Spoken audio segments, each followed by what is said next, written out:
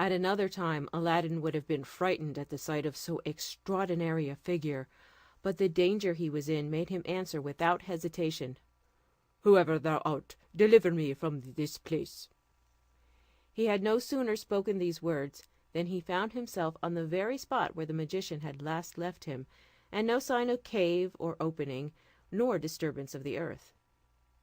Returning God thanks to find himself once more in the world, he made the best of his way home. When he got within his mother's door, the joy to see her, and his weakness for want of subsistence, made him so faint that he remained for a long time as dead. As soon as he recovered, he related to his mother all that had happened to him, and they were both very vehement in their complaints of the cruel magician. Aladdin slept very soundly till late the next morning, when the first thing he said to his mother was that he wanted something to eat, and wished she would give him his breakfast. "Alas, child," said she, "I have not a bit of bread to give you. You ate up all the provisions I had in the house yesterday. But I have a little cotton which I have spun. I will go and sell it, and buy bread and something for our dinner."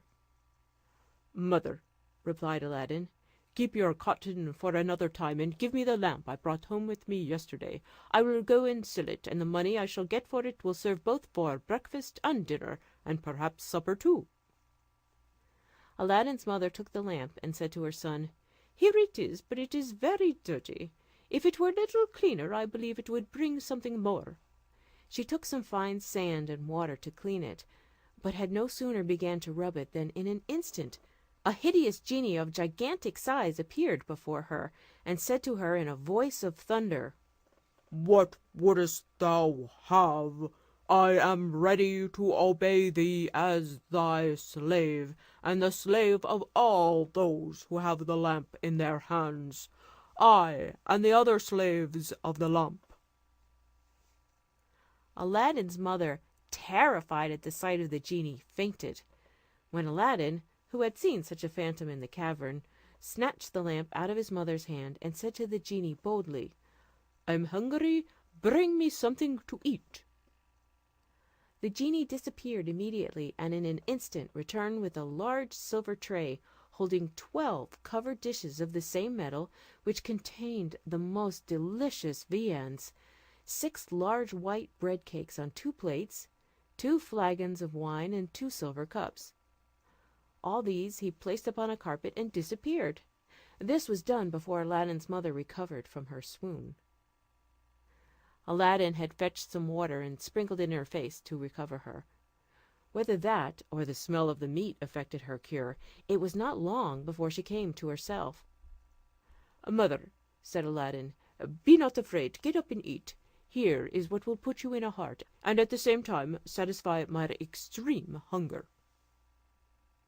His mother was much surprised to see the great tray, 12 dishes, 6 loaves, the 2 flagons and cups, and to smell the savoury odour which exhaled from the dishes. "Child," said she, "to whom are we obliged for this great plenty and liberality? Has the sultan been made acquainted with our poverty, and had compassion on us?"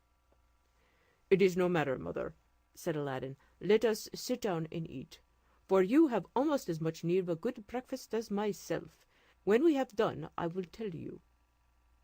Accordingly both mother and son sat down, and ate with a better relish, as the table was so well furnished.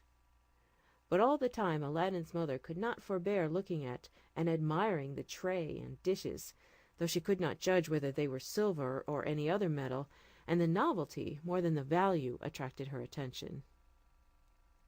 The mother and son sat at breakfast till it was dinner time, and then they thought it would be best to put the 2 meals together.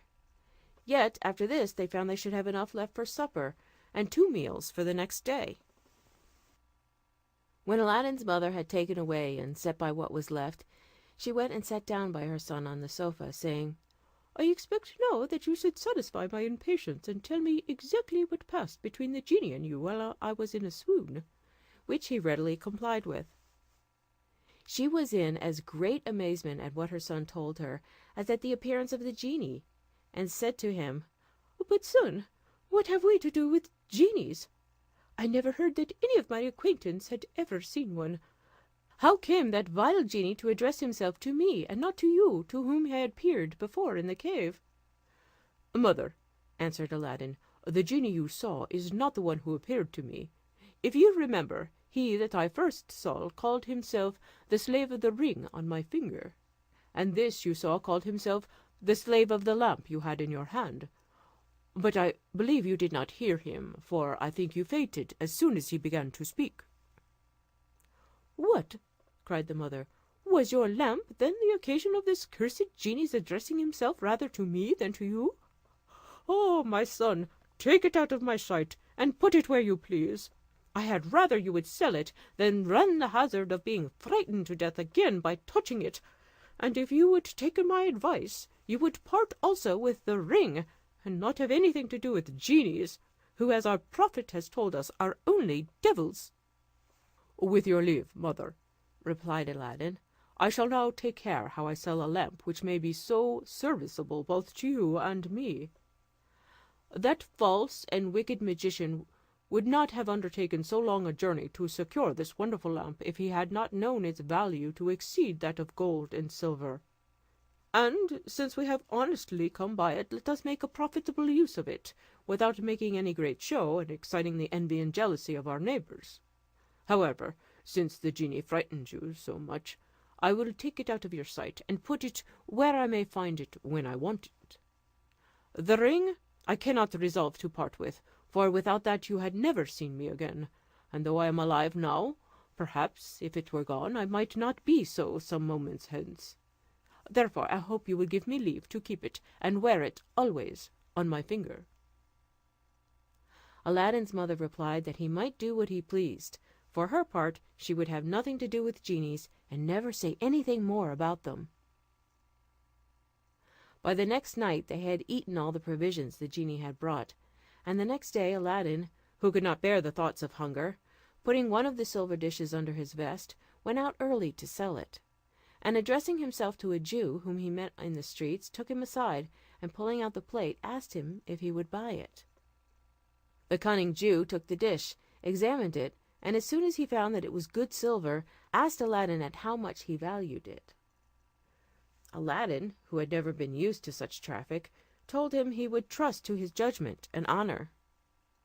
The Jew was somewhat confounded at this plain dealing, and doubting whether Aladdin understood the material or the full value of what he offered to sell, took a piece of gold out of his purse and gave it to him, though it was but the 60th part of the worth of the plate. Aladdin, taking the money very eagerly, retired with so much haste that the Jew, not content with the exorbitancy of his profit, was vexed he had not penetrated into his ignorance, and was going to run after him, to endeavour to get some change out of the piece of gold. But he ran so fast, and had got so far, that it would have been impossible for him to overtake him. Before Aladdin went home, he called at the baker's, brought some cakes of bread, changed his money, and on his return gave the rest to his mother, who went and purchased provisions enough to last them some time. After this manner they lived, till Aladdin had sold the 12 dishes singly, as necessity pressed, to the Jew, for the same money, who, after the first time, durst not offer him less, for fear of losing so good a bargain. When he had sold the last dish, he had recourse to the tray, which weighed 10 times as much as the dishes, and would have carried it to his old purchaser, but that it was too large and cumbersome. Therefore he was obliged to bring him home with him to his mother's, where, after the Jew had examined the weight of the tray, he laid down 10 pieces of gold, with which Aladdin was very well satisfied. When all of the money was spent, Aladdin had recourse again to the lamp. He took it in his hands, looked for the part where his mother had rubbed it with the sand, and rubbed it also, when the genie immediately appeared, and said, "What wouldst thou have? I am ready to obey thee as thy slave, and the slave of all those who have that lamp in their hands, I and the other slaves of the lamp." "I am hungry," said Aladdin; "bring me something to eat." The genie disappeared, and presently returned with a tray, the same number of covered dishes as before, set them down, and vanished. As soon as Aladdin found that their provisions were again expended, He took one of the dishes and went to look for his Jew chapman; but, passing by a goldsmith's shop, the goldsmith, perceiving him, called to him, and said, "My lad, I imagine that you have something to sell to the Jew whom I often see you visit; but perhaps you do not know that he is the greatest rogue even among the Jews. I will give you the full worth of what you have to sell, or I will direct you to other merchants who will not cheat you." This offer induced Aladdin to pull his plate from under his vest and show it to the goldsmith, who at first sight saw that it was made of the finest silver, and asked him if he had sold such as this to the Jew. When Aladdin told him that he had sold 12 such for a piece of gold each, "What a villain!" cried the goldsmith. "But," added he, "my son, what is past cannot be recalled. By showing you the value of the plate, which is of the finest silver we use in our shops, I will let you see how much the Jew has cheated you." The goldsmith took a pair of scales, weighed the dish, and assured him that the plate would fetch by weight 60 pieces of gold, which he offered to pay down immediately. Aladdin thanked him for his fair dealing, and never after went to any other person. Though Aladdin and his mother had an inexhaustible treasure in their lamp, and might have had whatever they wished for, yet they lived with the same frugality as before, and it may easily be supposed that the money for which Aladdin had sold the dishes and tray was sufficient to maintain them some time. During this interval Aladdin frequented the shops of the principal merchants, where they sold cloth of gold and silver, linens, silk stuffs, and jewelry, and ofttimes joining in their conversation, acquired a knowledge of the world and a desire to improve himself. By his acquaintance among the jewelers, he came to know that the fruits which he had gathered when he took the lamp were, instead of coloured glass, stones of inestimable value. But he had the prudence not to mention this to anyone, not even to his mother. One day, as Aladdin was walking about the town, he heard an order proclaimed, commanding the people to shut up their shops and houses, and keep within doors, while the Princess Buddir al Buddoor, the sultan's daughter, went to the bath and returned. This proclamation inspired Aladdin with eager desire to see the princess's face, which he determined to gratify by placing himself behind the door of the bath, so that he could not fail to see her face. Aladdin had not long concealed himself before the princess came. She was attended by a great crowd of ladies, slaves, and mutes, who walked on each side and behind her. When she came within 3 or 4 paces of the door of the bath, she took off her veil, and gave Aladdin an opportunity of a full view of her face. The princess was a noted beauty. Her eyes were large, lively, and sparkling; her smile bewitching; her nose faultless; her mouth small; her lips vermilion. It is not therefore surprising that Aladdin, who had never before seen such a blaze of charms, was dazzled and enchanted. After the princess had passed by and entered the bath, Aladdin quitted his hiding place and went home. His mother perceived him to be more thoughtful and melancholy than usual, and asked what had happened to make him so, or if he was ill. He then told his mother all his adventure, and concluded by declaring, "I love the princess more than I can express, and am resolved that I will ask her in marriage of the sultan." Aladdin's mother listened with surprise to what her son told her, but when he talked of asking the princess in marriage, she laughed aloud. "Alas, child," said she, "what are you thinking of? You must be mad to talk thus." "I assure you, mother," replied Aladdin, "that I am not mad, but in my right senses. I foresaw that you would reproach me with folly and extravagance, but I must tell you once more that I am resolved to demand the princess of the sultan in marriage, nor do I despair of success. I have the slaves of the lamp and of the ring to help me, and you know how powerful their aid is. And I have another secret to tell you. Those pieces of glass, which I got from the trees in the garden of this subterranean palace, are jewels of inestimable value, and fit for the greatest monarchs." All the precious stones the jewellers have in Bagdad are not to be compared to mine for size or beauty, and I am sure that the offer of them will secure the favour of the sultan. You have a large porcelain dish fit to hold them. Fetch it, and let us see how they will look when we have arranged them according to their different colours. Aladdin's mother brought the china dish, when he took the jewels out of the two purses in which he had kept them, and placed them in order according to his fancy.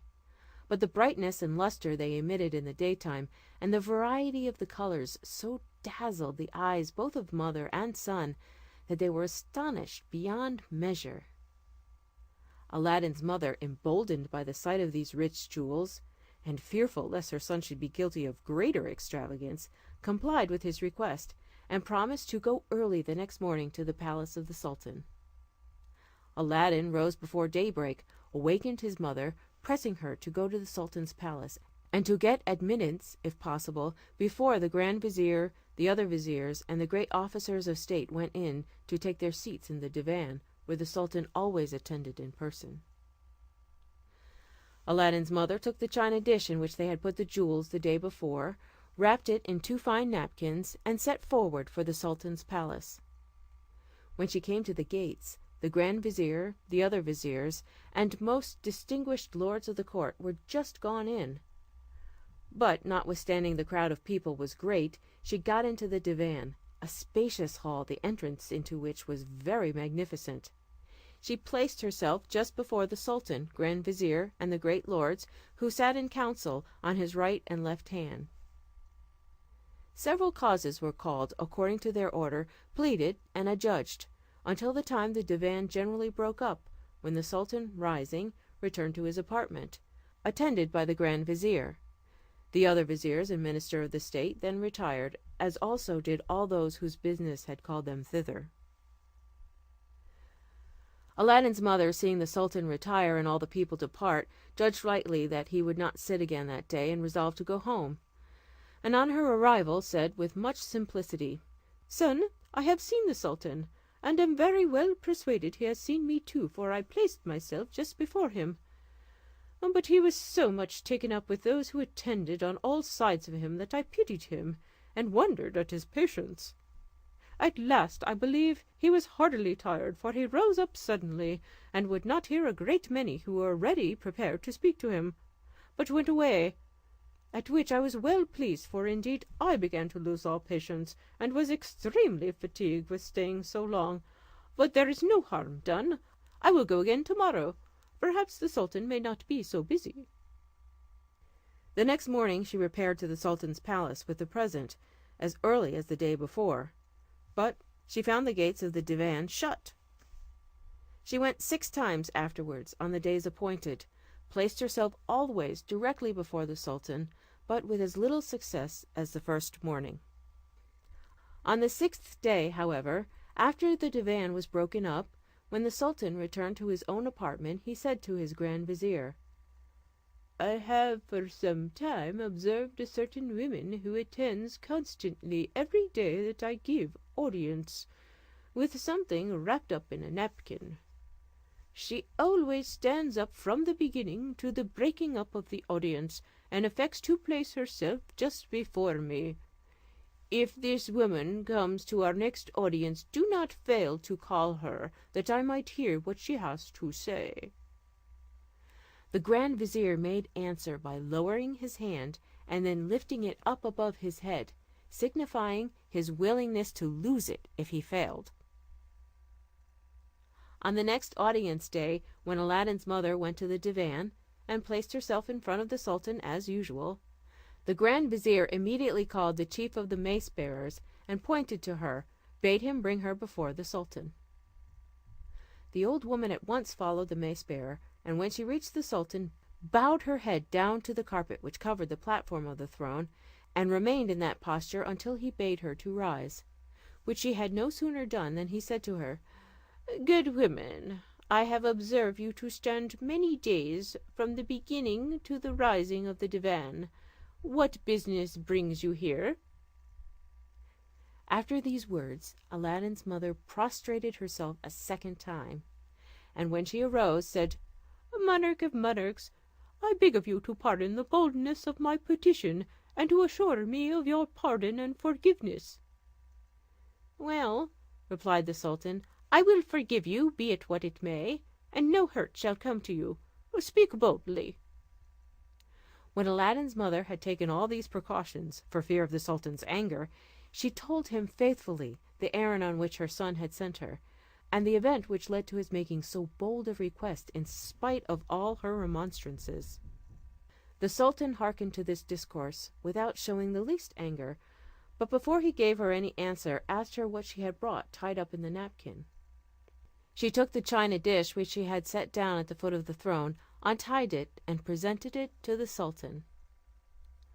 The sultan's amazement and surprise were inexpressible when he saw so many large, beautiful, and valuable jewels collected in the dish. He remained for some time lost in admiration. At last, when he recovered himself, he received the present from Aladdin's mother's hand, saying, "How rich! How beautiful!" After he had admired and handled all the jewels one after another, he turned to his grand vizier, and showing the dish, said, "Behold, admire, wonder, and confess that your eyes never beheld jewels so rich and beautiful before." The vizier was charmed. "Well," continued the sultan, "what sayest thou to such a present? Is it not worthy of the princess my daughter? And ought I not to bestow her on one who values her at so great a price?" "I cannot but own," replied the grand vizier, "that the present is worthy of the princess, but I beg of your majesty to grant me 3 months before you come to a final resolution. I hope before that time my son, whom you have regarded with your favour, will be able to make a nobler present than this Aladdin, who is an entire stranger to your majesty." The sultan granted his request, and he said to the old woman, "Good woman, go home and tell your son that I agree to the proposal you have made me, but I cannot marry the princess my daughter for 3 months. At the expiration of that time come again." Aladdin's mother returned home much more gratified than she had expected, and told her son with much joy the condescending answer she had received from the sultan's own mouth, and that she was to come to the divan again that day 3 months. Aladdin thought himself the most happy of all men at hearing this news, and thanked his mother for the pains she had taken in the affair, the good success of which was so great importance to his peace that he counted every day, week, and even hour as it passed. When 2 of the 3 months were past, his mother one evening, having no oil in the house, went out to buy some, and found a general rejoicing. The houses dressed with foliage, silks, and carpeting, and everyone striving to show their joy according to their ability. The streets were covered with officers in habits of ceremony, mounted on horses, richly caparisoned, each attended by a great many footmen. Aladdin's mother asked the oil merchant what was the meaning of all this preparation of public festivity. "Whence came you, good woman," said he, "that you don't know that the grand vizier's son is to marry the Princess Buddir al Buddoor, the sultan's daughter, to night? She will presently return from the bath, and these officers whom you see are to assist at the cavalcade to the palace, where the ceremony is to be solemnized." Aladdin's mother, on hearing these news, ran home very quickly. "Child," cried she, "you are undone. The sultan's fine promises will come to naught. This night the grand vizier's son is to marry the Princess Buddir al Buddoor." At this account Aladdin was thunderstruck, and he bethought himself of the lamp and of the genie who promised to obey him, and without indulging in idle words against the sultan, the vizier, or his son, he determined, if possible, to prevent the marriage. When Aladdin had got into his chamber, he took the lamp, rubbed it in the same place as before, when immediately the genie appeared, and said to him, "What wouldst thou have? I am ready to obey thee as thy slave, I and the other slaves of the lamp." "Hear me," said Aladdin. "Thou hast hitherto obeyed me, but now I am about to impose on thee a harder task. The sultan's daughter, who was promised me as my bride, is this night married to the son of the grand vizier. Bring them both hither to me immediately they retire to their bedchamber." "Master," replied the genie, "I obey you." Aladdin supped with his mother, as was their wont, and then went to his own apartment, and sat up to await the return of the genie according to his commands. In the meantime, the festivities in honour of the princess's marriage were conducted in the sultan's palace with great magnificence. The ceremonies were at last brought to a conclusion, and the princess and the son of the vizier retired to the bedchamber prepared for them. No sooner had they entered it, and dismissed their attendants, than the genie, the faithful slave of the lamp, to the great amazement and alarm of the bride and bridegroom, took up the bed, and by an agency invisible to them transported it in an instant into Aladdin's chamber, where he set it down. "Remove the bridegroom," said Aladdin to the genie, "and keep him a prisoner till tomorrow dawn, and then return with him here." On Aladdin being left alone with the princess, he endeavoured to assuage her fears, and explain to her the treachery practised upon him by the sultan her father. He then laid himself down beside her, putting a drawn scimitar between them, to show that he was determined to secure her safety, and to treat her with the utmost possible respect. At break of day the genie appeared at the appointed hour, bringing back the bridegroom, whom, by breathing upon, he had left motionless and entranced at the door of Aladdin's chamber during the night, and at Aladdin's command transported the couch, with the bride and bridegroom in it, by the same invisible agency, into the palace of the sultan. At the instant that the genie had set down the couch with the bride and bridegroom in their own chamber, the sultan came to the door to offer his good wishes to his daughter. The grand vizier's son, who was almost perished with cold, by standing in his thin undergarment all night, no sooner heard the knocking at the door than he got out of bed and ran into the robing chamber, where he had undressed himself the night before.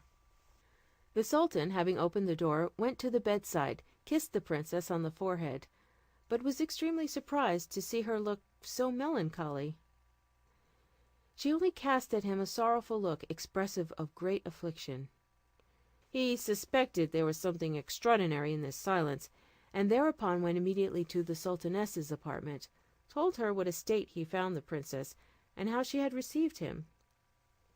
"Sire," said the sultaness, "I will go and see her. She will not receive me in the same manner." The princess received her mother with sighs and tears and signs of deep dejection.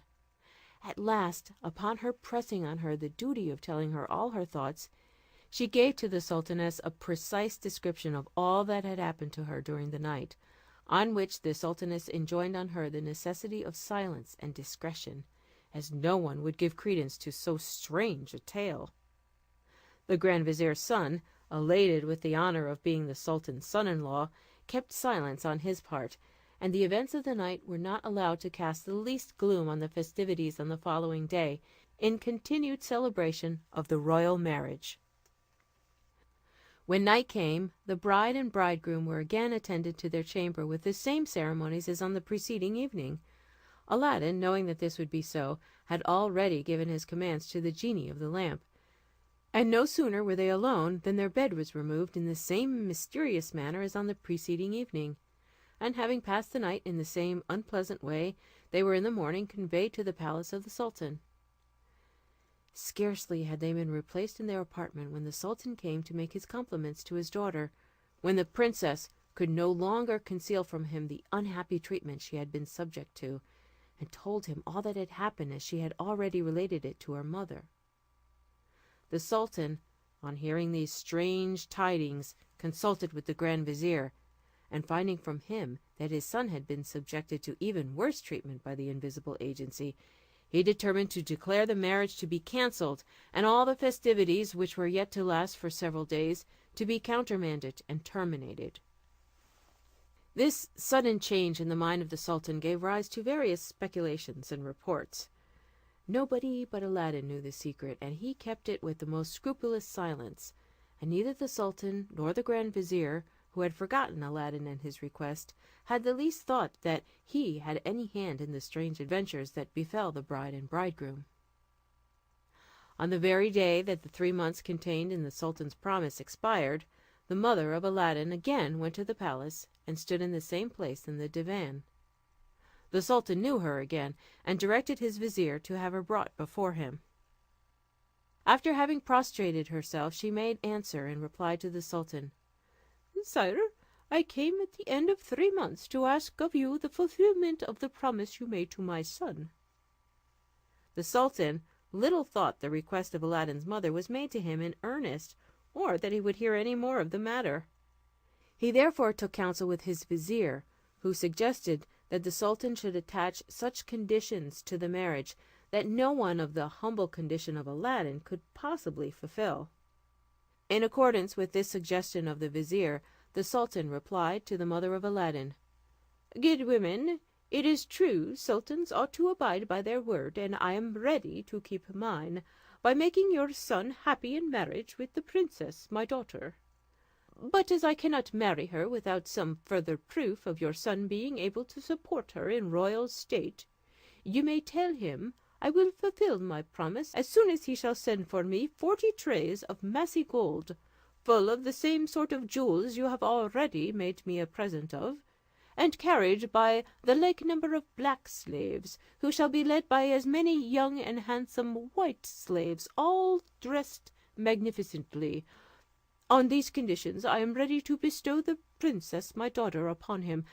Therefore, good women, go and tell him so, and I will wait till you bring me his answer."